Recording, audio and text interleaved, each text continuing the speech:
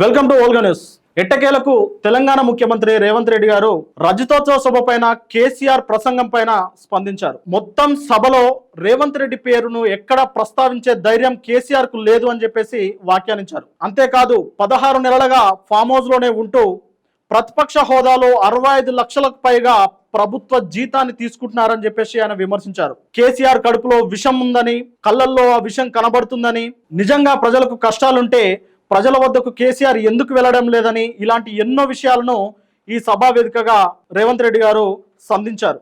మరి ఇంకా కేసీఆర్ను ఉద్దేశించి రేవంత్ రెడ్డి గారు ఎలాంటి మాటలు మాట్లాడారో తెలుసుకుందాం. మహాత్మా బసవేశ్వర 892వ జయంతి ఉత్సవాలను కాంగ్రెస్ ప్రభుత్వం రవీంద్ర భారత్లో అట్టహాసంగా నిర్వహించింది. ఈ సందర్భంగా 10వ తరగతి పరీక్షల ఫలితాలను కూడా వెల్లడించింది. ఆ తర్వాత రేవంత్ రెడ్డి గారు మాట్లాడుతూ కేసీఆర్ పై తీవ్ర విమర్శలు చేశారు. బీఆర్ఎస్ రజతోత్సవ సభ ఏప్రిల్ 27న వరంగల్లోని ఎల్కతుర్తి ప్రాంతంలో జరిగిన విషయం తెలిసిందే. అది చాలా ఘనంగా జరిగింది. ఆ తర్వాత సభ జరిగిన వెంటనే కాంగ్రెస్ మంత్రులు పొంగులేటి శ్రీనివాస్ రెడ్డి, పొన్నం ప్రభాకర్ రెడ్డి, సీతక్క గారు తదితరులు కేసీఆర్ మాటలను తిప్పికొట్టారు. అంటే కేసీఆర్ మాట్లాడిందంతా డొల్లా అని, అలాగే విషం కక్కుతున్నారని, ఆయన మాట్లాడిందో ఎక్కడ పసలేదని చెప్పేసి వాళ్ళు వ్యాఖ్యానించారు.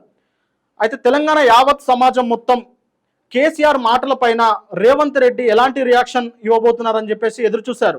కానీ రేవంత్ రెడ్డి ఒక 3 రోజులుగా దానిపై పెద్దగా స్పందించలేదు. ఒక సందర్భంలో మీడియాతో చిట్చాట్ అయితే చేశారు. ఇప్పుడు ఈ బసవేశ్వర జయంతి వేడుకల సందర్భంగా ఆ సభను వేదికగా చేసుకొని కేసీఆర్ రేవంత్ మాటలను తిప్పికొట్టే ప్రయత్నం అయితే చేశారు.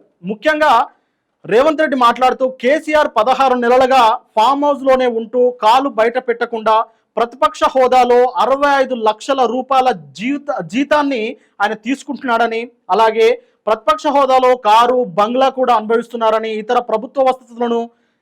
ప్రభుత్వ వసతులు అలాగే గన్మెన్లు, పోలీస్ బలగాలను ఆయన అప్పనంగా వాడుకుంటున్నట్టు ఆయన విమర్శించారు. ఇక సభలోకి పిల్లలను పంపుతున్నాను అని ఆయనే సభా వేదికగా స్పందించారు. అంటే పిల్లలను పంపుతున్నప్పుడు మీకు ప్రతిపక్ష హోదా ఎందుకు అని రేవంత్ రెడ్డి ప్రశ్నించారు.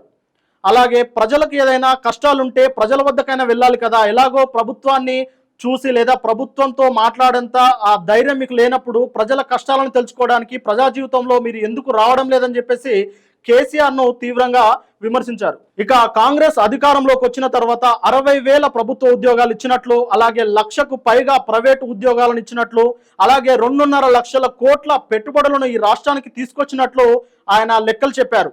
ఇందులో ఏదైనా తప్పుంటే మీరు చర్చకు సిద్ధమా అంటూ సవాల్ విసిరారు. అలాగే కాళేశ్వరం ప్రాజెక్టు పైన కానీ, సన్నబియ్యం పథకం పైన కానీ, మహిళలకు ఉచిత బస్సు ప్రయాణ సౌకర్యం పైన కానీ, ఇంకా ఏ విషయంలోనైనా ఎస్సీ వర్గీకరణ అయినా ఇంకా ఎలాంటి విషయంలోనైనా తాము చర్చకు సిద్ధము అని చెప్పేసి ఈ సభా వేదికగా రేవంత్ రెడ్డి గారు కేసీఆర్ను సూటిగా ప్రశ్నలు కురిపించారు. ఇక అంతేకాకుండా కేవలం కేసీఆర్ కడుపులో విషం ఉందని, కళ్ళల్లో విషం చిమ్ముతున్నారని ఈ సభా వేదికగా ఆయన చెప్పారు. కేవలం రజతోత్సవ సభ పేరుతో ఆయన కాంగ్రెస్ ను విలన్ గా చూపించే ప్రయత్నమే చేశారన్నారు. అసలు కాంగ్రెస్ ఎందుకు విలన్ అవుతుందని ఆయన ప్రశ్నించారు.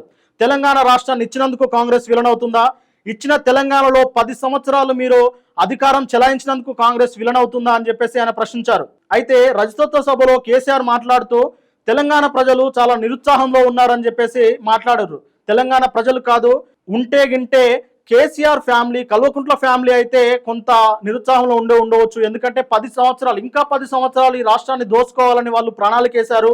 ఆ ప్రణాళికను దెబ్బ కొడుతూ కాంగ్రెస్ ప్రభుత్వం అధికారంలోకి వచ్చింది. అందువలన కేసీఆర్ కుటుంబం కాస్త నిరాశపరొచ్చు అని చెప్పేసి ఆయన మాట్లాడారు. ఇక కేసీఆర్ అధికారంలోకి వచ్చిన తర్వాత స్థాపించిన మీడియా సంస్థలను, పత్రికా సంస్థలను, అలాగే ఆస్తులను, కట్టుకున్న ఇళ్ల గురించి ఆయన ప్రస్తావించారు. అయితే కేసీఆర్ మొత్తం సభలో రేవంత్ రెడ్డి పేరుని ఎక్కడ ప్రస్తావించలేదు అని మన సమాజంలో చర్చ జరుగుతున్న సందర్భంగా రేవంత్ రెడ్డి మాట్లాడుతూ రేవంత్ రెడ్డి పేరును తీసే ధైర్యం కేసీఆర్ కు లేదు అని, దీనికి కారణం కాంగ్రెస్ కార్యకర్తల బలమేంటో కేసీఆర్ కు తెలుసు అంటూ గట్టిగా వార్నింగ్ ఇచ్చినట్టు మాట్లాడారు. అంటే ఇంతకాలం కేసీఆర్ ను ఎదుర్కొనే మాట లేకనే ఇంతకాలం ప్రెస్ మీట్ పెట్టలేదు అనుకున్న వారందరికీ ఈ సభా వేదికగా సమాధానం అయితే చెప్పారు రేవంత్ రెడ్డి గారు. అలాగే కొట్లాడి తెచ్చుకున్న తెలంగాణ మొత్తం కోతుల పాలైందని, ముందు 10 సంవత్సరాలు కల్వకుంట్ల ఫ్యామిలీనే పరిపాలించిందని చెప్పేసి ఆయన వ్యాఖ్యానించారు.